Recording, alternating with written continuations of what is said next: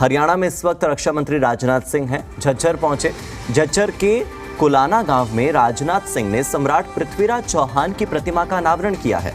आपको बता दें कि 50 लाख रुपए की लागत से हिंदू सम्राट पृथ्वीराज चौहान की यह भव्य प्रतिमा बनाई गई है और इसका अनावरण इनके साथ राजनाथ सिंह ने किया। इस मौके पर मुख्यमंत्री मनोहर लाल भी मौजूद थे। साथ ही हरियाणा बीजेपी के अध्यक्ष ओम प्रकाश धनखड़, सांसद सुनीता दुग्गल, डॉक्टर अरविंद शर्मा सब मौजूद थे। मुख्यमंत्री क्या कह रहे हैं सुनिए। मेरे प्यारे पराक्रमी वीरों, आपके पराक्रम की जानकारी चाहिए। भारत माता की नहीं मिली अभी पूरी जानकारी। भारत माता की दिल्ली भी आवाज पहुंचा दो। भारत माता की। धन्यवाद।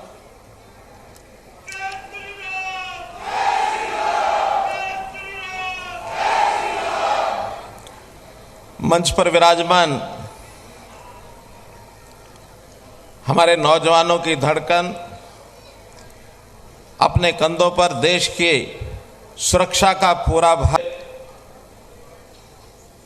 आदरणीय रक्षा मंत्री श्री राजनाथ सिंह जी,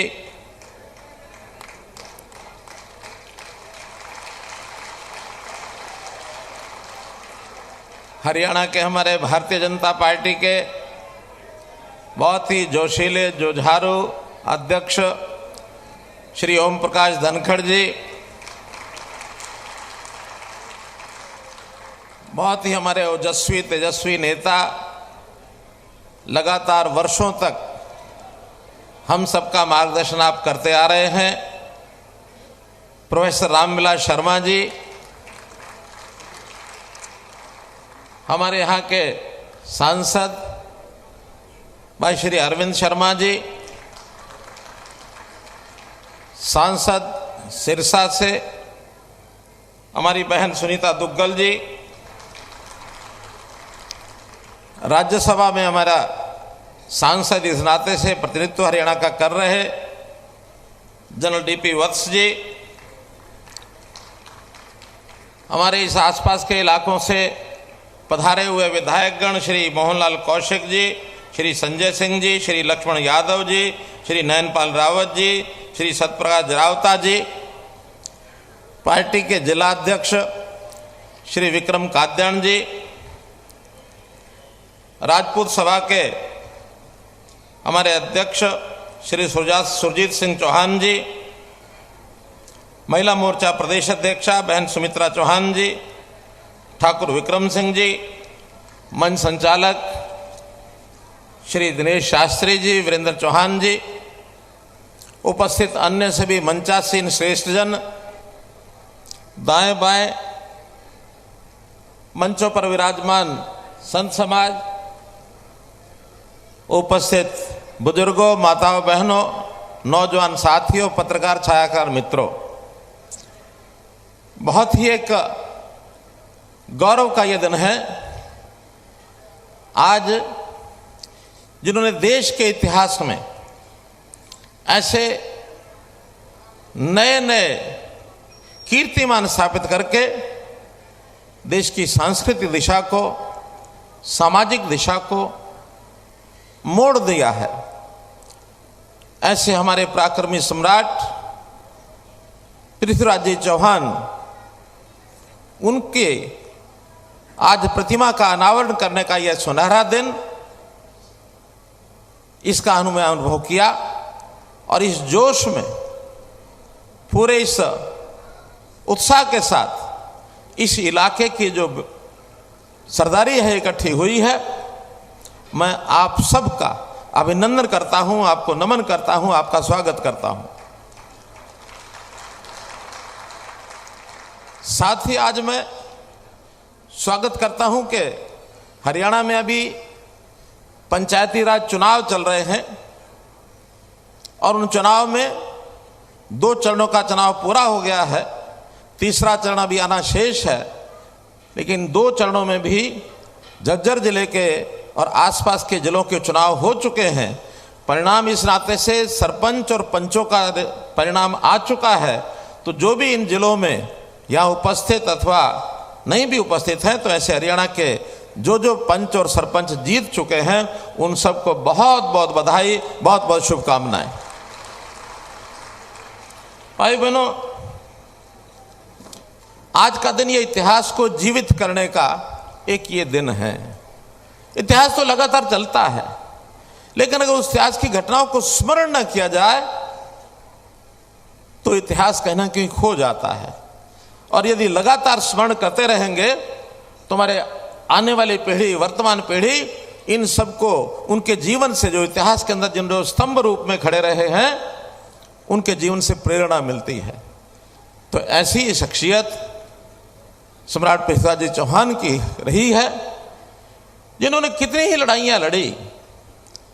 एक दुर्भाग्य स्थिति रही, दुर्भाग्यपूर्ण के इतिहास को बहुत ही विकृत करके, तोड़ मरोड़ करके पेशित किया जाता रहा।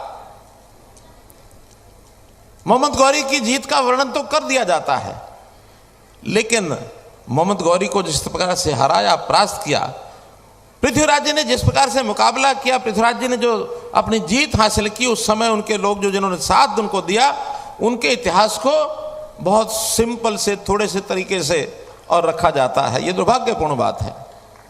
इसी बात को लेकर के हमने पीछे त्रावड़ी जिला करनाल में सम्राट पृथ्वीराज चौहान का एक स्मारक, न केवल स्मारक बल्कि एक शोध संस्थान, उस शोध संस्थान में अपने देश का जो उज्जवल इतिहास है और इन लोगों के जितने भी उस समय के कारनामे जो इन्होंने अच्छे किए देश के लिए, उन सबको उजागर करने के लिए एक शोध संस्थान बनाया जाएगा। और उसकी छोटी मोटी बाधाएं हैं, उनको सबको दूर करके बहुत जल्दी उस स्मारक बन जाएगा। मित्रों,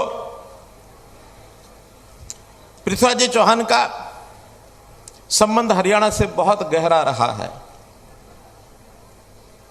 जैसा उनकी राजधानी, सौभाग्य से आज मैं वहां जा रहा हूं। एक तरफ तो यहां उनकी प्रतिमा का अनावरण करने का सौभाग्य हमको मिला, राजनाथ सिंह जी ने इनके हाथों द्वारा वो यानी एक अनावरण किया गया है, हमें सम्मिलित होने का सौभाग्य मिला।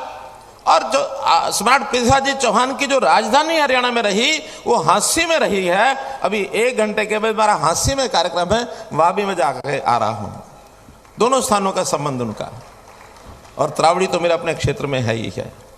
तो इस प्रकार से उनके इस हरियाणा की धरती के साथ त्रावड़ी की लड़ाई हो, यह हरियाणा के क्षेत्र में, क्योंकि कहा जाता है कि हांसी एक ऐसा देश का एक ड्योढ़ी थी कि कहा जाता था कि जो आक्रांता थे, पश्चिम से जो आक्रांता आते थे, वो अगर हांसी को पार करेंगे तभी जाकर के बाकी प्रदेश और देश में आगे बढ़ पाएंगे। हांसी में उनको रोका जाता था, इसलिए पृथ्वीराज जी चौहान ने अपनी वहां राजधानी बनाई थी। और ये तथ्य बहुत लोगों को पता नहीं है। तो हम ऐसे महापुरुषों के बारे में, जितने भी प्रदेश के अंदर महापुरुषों के ऐसे स्थान मिलते हैं, चिन्ह मिलते हैं, उन सब पर कुछ ना कुछ कर रहे हैं। एक और आज संयोग की घटना है, बाबा बंदा सिंह बहादुर, उनका भी एक राजपूत परिवार में जन्म हुआ था। हांसी में आज उन्हीं के कार्यक्रम के लिए मैं जा रहा हूं। उनकी राजधानी, जब उन्होंने युद्ध किया और मुगलों को परास्त करने का काम किया सन 1708 ईस्वी में, उनकी राजधानी भी हरियाणा में यमुनानगर जिले के अंदर लोहगढ़ में है। उस लोहगढ़ पर भी एक हम स्मारक बना रहे हैं। तो ऐसे जितने महापुरुष हुए हैं, उन सबको याद करने के लिए हमने एक विशेष योजना बनाई है, संत महापुरुष विचार प्रसार योजना। ये हमने स्पेशली बनाई है ताकि इस प्रकार के संतों का, महापुरुषों की जीवनी का, उनके विचारों का प्रसार हम समाज में करेंगे तो समाज के अंदर उनका एक जिसको कहना चाहिए एक स्वाभाविक उत्थान होगा, नैतिकता बढ़ेगी, मनोबल बढ़ेगा, उत्साह आएगा, जोश आएगा। और ये जो हरियाणा, कभी एक समय में बहुत सी ऐसी विकृतियां हमारे समाज में जो आई हुई थी, उनको दूर करते हुए आगे बढ़ रहे हैं। हमारे समाज का जोश बढ़ रहा है। वैसे तो बहुत बहादुर हरियाणवी कौम है, और वो इसी में से सिद्ध होती है कि देश की आबादी के हम सिर्फ 2% हैं। हरियाणा की आबादी देश की आबादी का 2% है। लेकिन अगर सेना की सेवा में यहाँ की संख्या का अनुपात अगर मैं आपको बताता हूं, आदरणीय रक्षा मंत्री जी तो उस बात को जानते हैं, आप भी जानते होंगे, लेकिन फिर भी बार बार उल्लेख करने का मन करता है कि हम उसमें 10% हिस्सा रखते हैं। 10% मित्रों,